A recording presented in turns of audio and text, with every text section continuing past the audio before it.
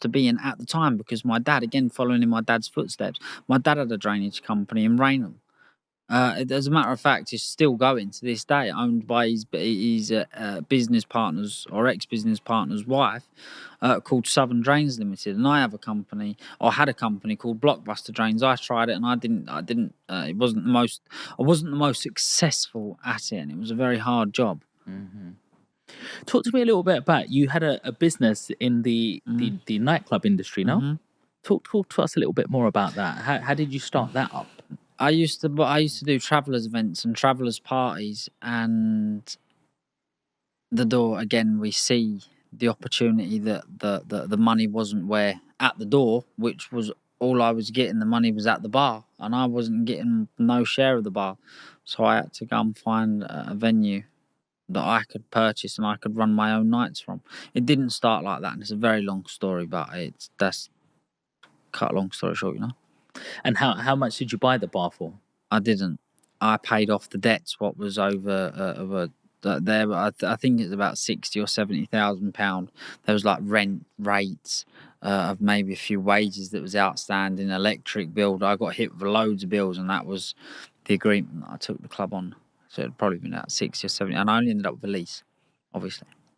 And what was the biggest learn from that?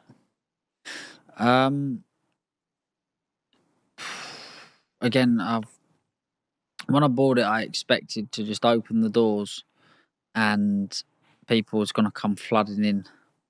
They didn't. I was stood there for 2 or 3 weeks, probably by myself, because I wanted to make it a non-travellers venue. Okay. And like, what stopped you from doing that business going forward? It just wasn't for me. You know, late nights, not what an entrepreneur's made out of. Like, you know, it's a very good job, and there's people that can make it successful. It just wasn't for me. I wasn't compatible with that industry or that life. The nightlife industry, restaurants, hospitality is not. Just I wasn't the best at it. It wasn't very good. I made it successful. I made it propitious. I earned money. It was a profitable venture. However, did I enjoy it the most? No. You know, I'm out. My weekends was dedicated to there every single weekend. You know, as much as I want to go and earn money and be successful at whatever I'm doing, at the same time, I do want to live my life. And out of all of these businesses that you've done, what's attracting you the most to go in which path? What do you mean? Sorry, say that again. So you've been, you know, you've bought and sold stuff. You've, you know, towels and stuff. You've gone in the bar industry. You're dabbling already in, you know, the park industry in terms of, you know, I've got my foot well in the door. Yeah. So is that where you want to channel your energy more? Property in general. It's not that I want to channel my energy there. I'll always be looking to earn and save money at whatever venture that I physically and legally can. And the money that I earn, I will save up and I will put into property. And the reason I want to put it into property is because I want to leave it, hopefully I have children and I will leave it to them. And hopefully they can go on and you know, add to it. If they want to go through it and they want to blow all of it, then that's completely up to them. But I'm quite sure if the work ethic is bred into my son that's been bred into me, I know that won't be the case. You know, I live a good life. I enjoy myself and I deserve to. And I believe that the position that I'm in helps my business. You know, everything that I do, I always have my business or making money in mind in the back of my head. People have a vision of what a billionaire life is. They have this, you know, sort of thinking like, hey, I might have 200,000. I bought a house.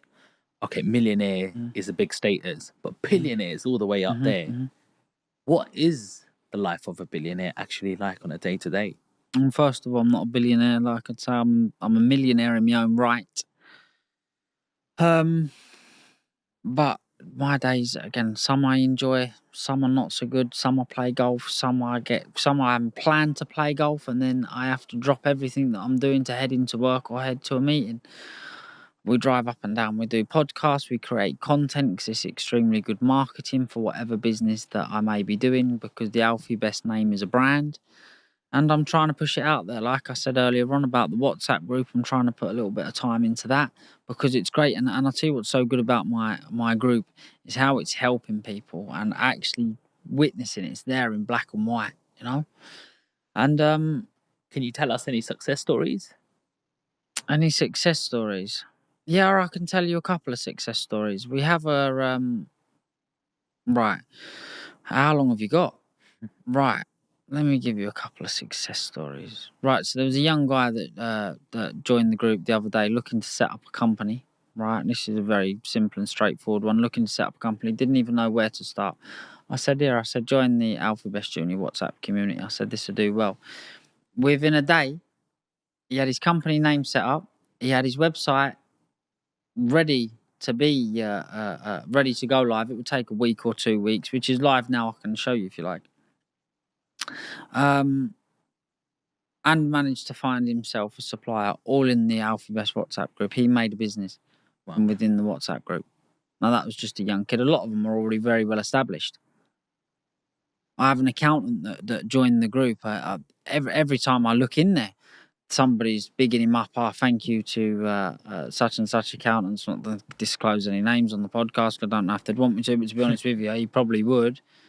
He probably would. So many insider doing business with each other. Now, I've just give you a small success story. There was a couple of young individuals, between 18 and 23 that have joined, and I've helped them. I'm trying to help them along the way. There's so many people out there that, again, they wouldn't know the first thing about crypto. They've put their money into crypto of the advice of what somebody's told them. We all woke up the next morning, sure as God made little apples, it had done what he'd said. Do you dabble in crypto at all? I don't dabble in it. I buy it. I have a lot of crypto. I think it's a very good currency. Do you think it's going to be something that takes over in the future? I don't know. I'm willing to take that chance though. And what percentage do you put into it out of what you earn?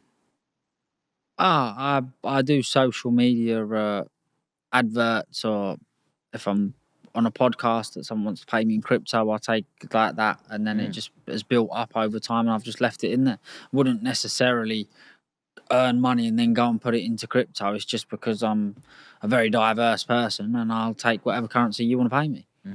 Is there anything else that you're investing in? Not at the moment, to be honest with you. I don't believe in investing in businesses because a lot of people invest in a business thinking that they're going to put their money into it and then it's going to pay them. Well, it doesn't work like that. You invest your money into it and then you've got yourself a full-time job. And sometimes you might not earn money still after that. So property is what I like to do because you can make money from it from all angles. Any stocks and shares? I don't really understand it. Okay. Is there anything that you would want to learn more about? Sorry? Is there anything else that you would want to learn more about, like another industry that you think that could make me a better money? There's loads, but you have to, jack of all trades, master of none. You need to be smart, sensible.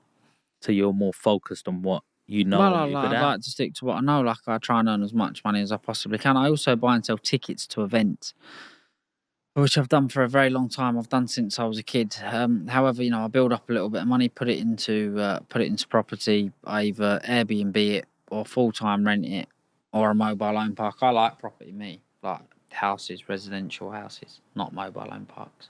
I enjoy that more. I enjoy doing them up a chalet. They get made off-site and delivered. Chalet? What's a chalet? A mobile home. Okay. And do you get involved in the production of it as well, or just buy it off somebody? Really, just buy it off somebody. Pretty much like a car garage. Okay.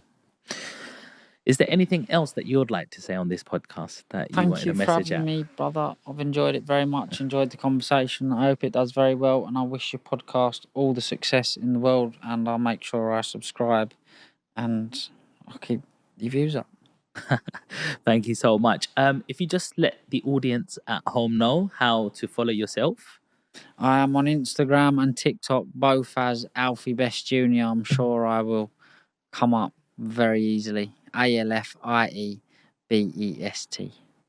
Brilliant. Well, thank you so much for coming on today and answering all the questions. I didn't plan any of this. I didn't prepare you at all, but you've been, very very nice on the podcast in terms of, trying to answer all my questions. So thank you so much.